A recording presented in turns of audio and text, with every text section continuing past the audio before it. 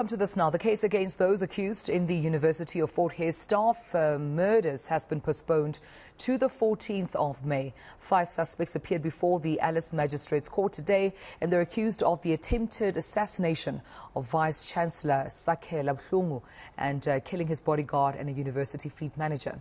Now, eNCA's Ronald Masinda was in court earlier and joins us now for an update. Ronald, good to have you. Colleague, what's the very latest that came out earlier this morning?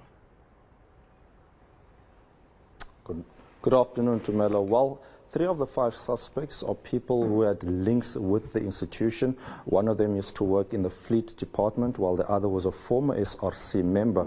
We understand that one of the other suspects was a person who retired and was brought back to work in the institution. The case has been postponed till the 4th of May for bail application. I am now joined by Vice-Chancellor Professor Sakhela Buhlungu to tell us more. And I'm sure, sir, you must be sleeping a lot peacefully these days. Well, certainly from tonight. It's been a long wait, and it is a great relief to us, to me, to my colleagues, and to the UFH community in general, that this case has actually landed in court today. So I suppose we'll sleep much better, but we know that these people had aiders and abettors, people who were accomplices, and therefore we'll sleep with one eye open still. Okay. Sources telling us that at least 4 people are also being investigated for allegedly being involved. We understand that those could be hitmen. But let's go to this. How is the trust here in the university, given that some of these people were involved, were workers? Look, then I will say one thing. In my view, from where I sit, the UFH community is united on one thing, that nobody is in favor of someone being murdered or killed. That's very clear. I can say that very confidently.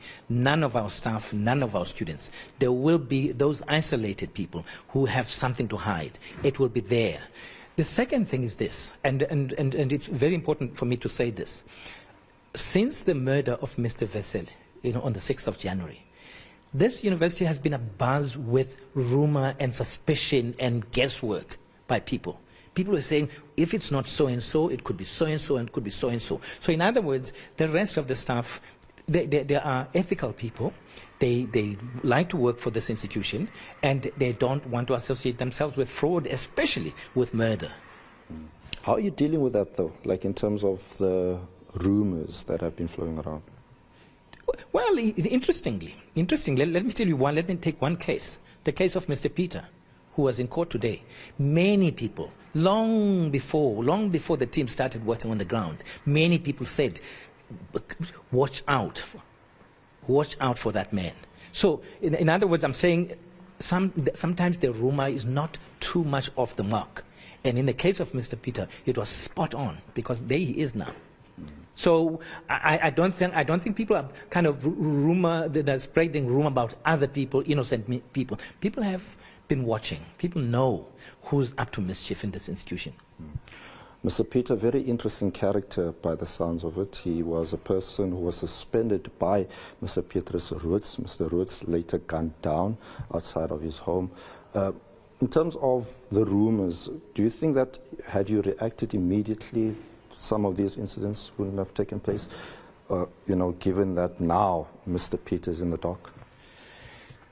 It would have been very difficult for us to anticipate, right? Now, let me link 3 of the people in that dock today in court. Mr. Peter was the officer in charge of fleet, right? Mr. Roots was the manager overall, and Mr.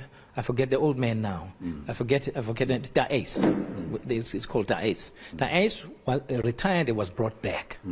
Now, fact of the matter is this, that the fallout with Mr. Roots and Mr. Peter happened before the murder, because Mr. Peter was channeling all university cars to this man Mbulawa's repair shop.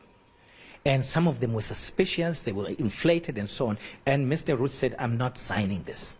We're not going to pay for this. And that's where things started happening. And I suppose then they decided it's time to get rid of him. So it's not something that we could have anticipated. The question you may be also asking me is, had we then acted on Mr. Peter after Mr. Roots? Look, the problem is we didn't have the evidence.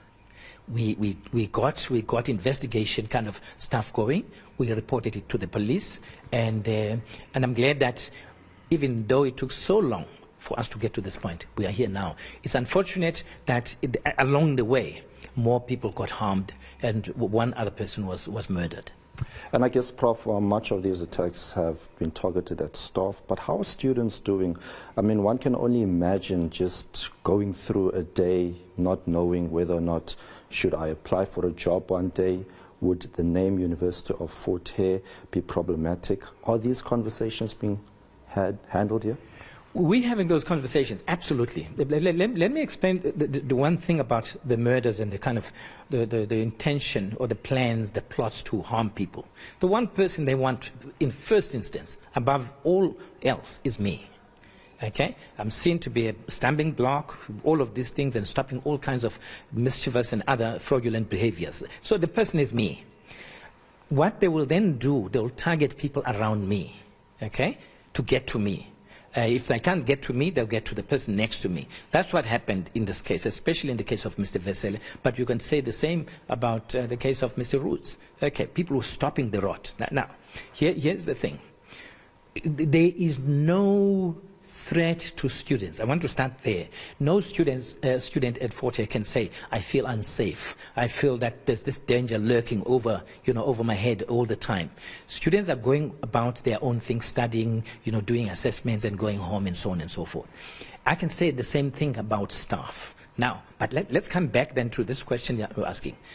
Are we having these discussions about the rot and how it impacts and it soils the name of the institution? Absolutely. We have a new strategic plan. We're talking about a decade of renewal now. I tell you, you can walk outside and bump into a random student outside. Ask them, a decade of renewal at Fort Hare. They'll tell you. Because the decade of renewal means no fraud, no theft, no cutting of corners, no unethical behavior. Everybody knows that we must run the finances of the institution. We must lift the bar in terms of the institution. We must excel in sports, in academics, and so on and so forth. From that point of view, we're doing exceedingly well. From that point of view also, I will tell you that this is the third year running now where we've had no protest, no student protests at Fort Hare. We're stable. The beginning of this year, you saw there were protests in other universities across the country, not at Fort Hare. Prof, very briefly, I've been asked by my producer to wrap, but I just want to know, the SIU and the Hawks are also doing their own investigations. I mean, you've made mention that some politicians may be implicated. How far these investigations, have you received any update? Okay, let me put it this way. The three, if you could see it as three packages of investigations. There's this one about the assassinations, right? Then we have the ones about fraud and corruption. That's the SIU. And academic fraud, also the SIU and the Hawks. Those are going to come to a head very soon.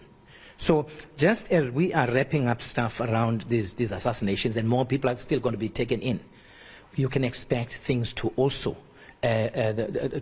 pick up in terms of the academic fraud one. We've submitted everything we can. And in terms of corruption, the SIU also is on campus, and we are known. So we're very confident that we're coming to that stage. And there are two things, really. Two choices faced Fort Hare at the start of my term here.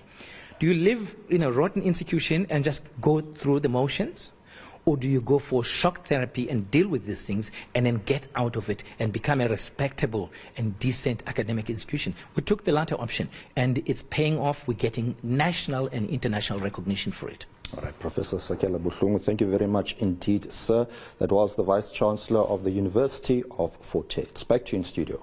All right. Well, thank you so much, Ronald Masinda. Quite a detailed and extensive conversation you had there with Professor Sakhela Buhlungu.